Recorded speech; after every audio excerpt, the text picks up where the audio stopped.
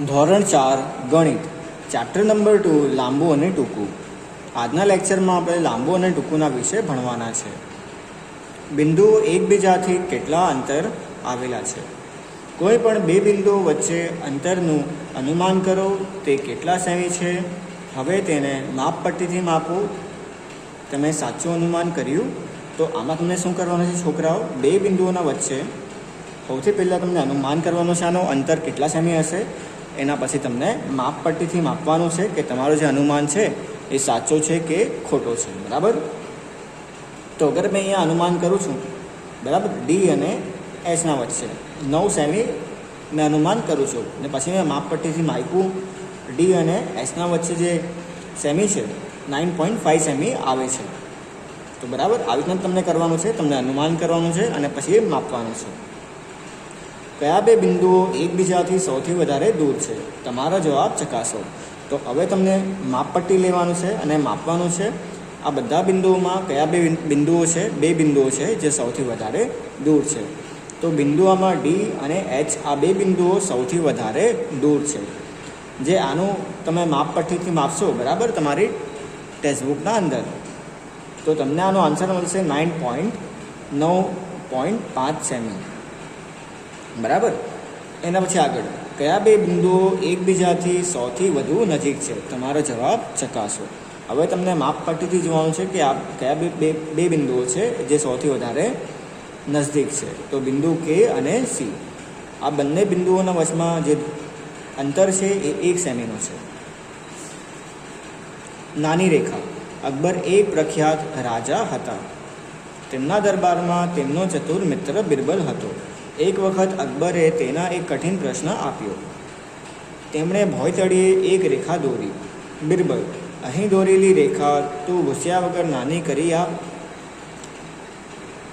હવે તમારી રેખા નાની થઈ ગઈ. ચિત્રમાં જુઓ અને સમજાવો કે બિરબલે રાજા અકબરની રેખા કેવી રીતે નાની કરી. શું તમે બિરબલ જેવા ચતુર બની શકો? તેની રેખાને ભૂસ્યા વગર નાની બનાવી આપો. જરા વિચારો, શું કોઈ રેખા સૌથી લાંબી છે? તો હવે અહીંયા શું છે કે અકબરના દરબારમાં એક બહુ ચતુર મંત્રી હતો, બરાબર, જેનું નામ હતું બિરબલ. આ અકબર છે અને આ બિરબલ છે. તો એના રાજ્યના અંદર અકબર એક પ્રખ્યાત રાજા હતો અને જો ચતુર એ મંત્રી હતો બિરબલ. તો અકબરે એકવાર બિરબલને કહ્યું કે આજે મારી જે મેં ભોંયતળિયાના ઉપર આજે રેખા બનાવી છે, બરાબર, એ મારી રેખાને ભૂસ્યા વગર તું મોટી બનાવી શકશે, નાની કરી શકશે? તો અકબરે શું કહું કે મારી જે આ રેખા છે એને તું ભૂસ્યા વગર તું નાની બનાવી શકે? તો બિરબલે શું કર્યું? અકબરના બાજુમાં હજી એક રેખા બનાવી નાખી. એના કરતાં અકબરની રેખા કરતાં મોટી રેખા બનાવી નાખી. જેમથી શું દેખાય છે કે બિરબલની રેખા મોટી છે અને અકબરની રેખા નાની છે. બરાબર. તો અકબરે શું કહ્યું હતું? મારી રેખાને નાની કરવાની છે ભૂસ્યા વગર. તો બિરબલે એની રેખા મોટી બનાવી નાખી, જેમથી અકબરની રેખા નાની દેખાવામાં આવે છે. તો આપણે જોઈ શકીએ કે બિરબલ બહુ ચતુર માણસ છે. આવી રીતના એ અકબરની રેખાને નાની બતાવી નાખી. પ્રયત્ન કરો. તેનો જમણો હાથ ડાબા હાથ કરતાં 1 સેમી લાંબો બનાવો. હવે તમને શું કરવાનું છે? એનો જમણો હાથ ડાબા હાથ કરતાં 1 સેમી લાંબો બનાવવાનો છે. મતલબ તમને અહીંયા એક હાથ બનાવવાનું છે. અગર આ 1 સેમી હશે તો તમને અહીંયા 2 સેમી જેવો હાથ બનાવવાનો છે. જેમથી આ હાથ નાનો દેખાશે અને આ હાથ તો મોટો છે. આ મોટો હાથના કારણ આ વાળો હાથ નાનો દેખાશે. એના પછી આપેલો કપ કરતાં 1 સેમી નાનો કપ દોરો. હવે આ કપ છે, બરાબર, આ કપ છે. આ કપને તમે માપો ફૂટપટ્ટીથી. એના પછી આ કપ ધારે કે 2 સેમી છે તો તમને શું કરવાનું છે? 1 સેમીનો કપ બનાવી નાખવાનો છે. આપેલા સાવણીથી અડધા માપનો બીજો સાવણી દોરો. હવે આ સાવણી છે એને ફૂટપટ્ટીથી માપો. અગર આનું માપ 2 સેમી નીકળે છે તો તમે શું કરો, અહીંયા તમે સાંવડી બનાવો જે 1 સેમીની હોય. પછી આપેલા વાળ કરતાં બમણો માપનો વાળ દોરો. હવે તમને અહીંયા શું કરવાનું છે, આ ફૂટપટ્ટી તમને લેવાની છે. અગર અહીંયા તમે સમજી લો, અહીંયા તમે માનીને ચાલો અહીંયા 0.5 છે સેમી, બરાબર. તો તમને અહીંયા શું કરવાનું છે, 1 સેમીનો તમને વાળ અહીંયા દોરવાનો છે, જેમથી આ વાળ નાનો દેખાશે અને તમારો વાળ તમે જે દોરશો વાળ એ મોટો દેખાશે. તમારી ઊંચાઈ કેટલી વધી? ધોરણ 3માં તમે તમારી ઊંચાઈ માપી હતી. શું તમને યાદ છે? શું તમને લાગે છે કે તમારી ઊંચાઈ વધી છે કેટલી? તો તમારી અગર ધોરણ 3ની અંદર તમારી જે સેમી તમારો જે માપ હતો એ ઊંચાઈ તમારી હતી, બરાબર, એ 100 સેમી હતી. અને ધોરણ 4માં તમે આવ્યા અને તમારી ઊંચાઈ 150 સેમી થઈ ગઈ. તો તમારી કેટલી સેમી ઊંચાઈ વધેલી છે? તો હવે અહીંયા આપણે શું કરશું, 150ને આપણે બાદબાકી કરશું 100 સાથે, જેમથી આપણને અહીંયા આપણો જવાબ મળી જશે.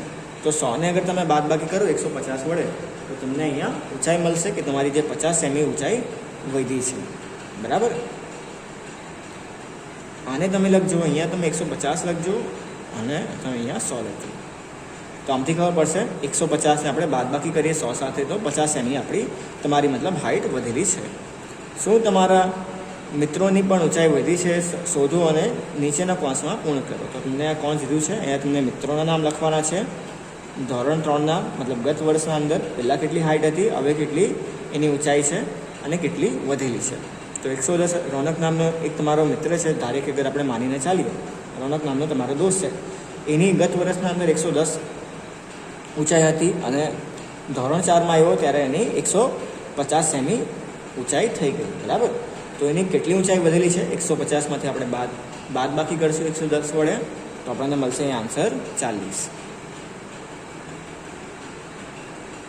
એવી રીતના તમે 4 મિત્રોના નામ લખજો. ધોરણ 3ના અંદર એની કેટલી ઊંચાઈ હતી, ધોરણ 4ના અંદર એની કેટલી ઊંચાઈ હતી અને કેટલી ઊંચાઈ એની વધી છે તમે અહીંયા લખજો, બરાબર. જલ્પાએ એક વખત વિશ્વના સૌથી ઊંચા યુવતીઓની યાદી વાંચી હતી. એમના એકની ઊંચાઈ 272 સેમી હતી, જે જલ્પાની ઊંચાઈ કરતાં બમણી હતી. તો જલ્પાની ઊંચાઈ કેટલી હશે, કેટલી સેમી હશે?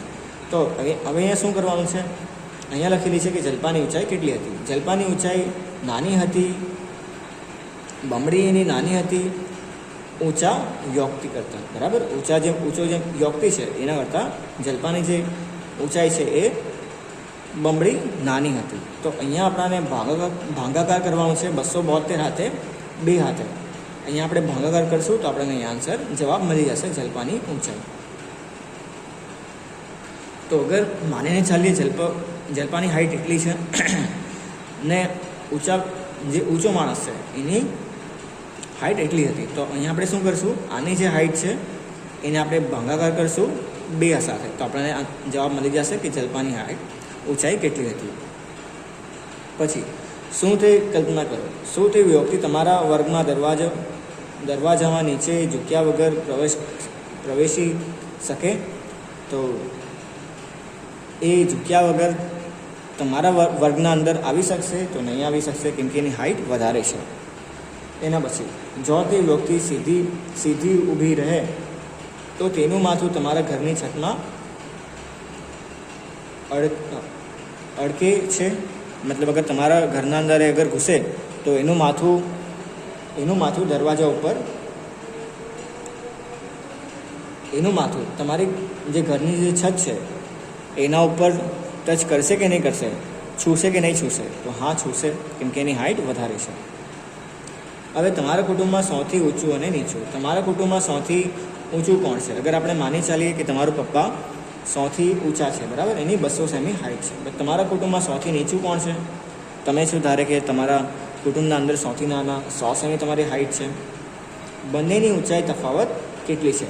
હવે 200ને આપણે અહીંયા 200ને બાદબાકી કરીએ 100 સાથે, બરાબર, તો આપણને અહીંયા જવાબ શું મળશે? 100 મળશે.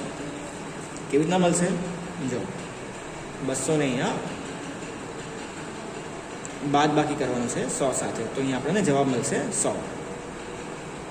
સૌથી ઊંચું માણસ અને સૌથી નીચું માણસને આપણે બાદબાકી કરશું તો આપણને અહીંયા જવાબ મળી જશે. આજના લેક્ચરમાં આટલું. આપણે કાલથી અહીંયાથી વાંચશું.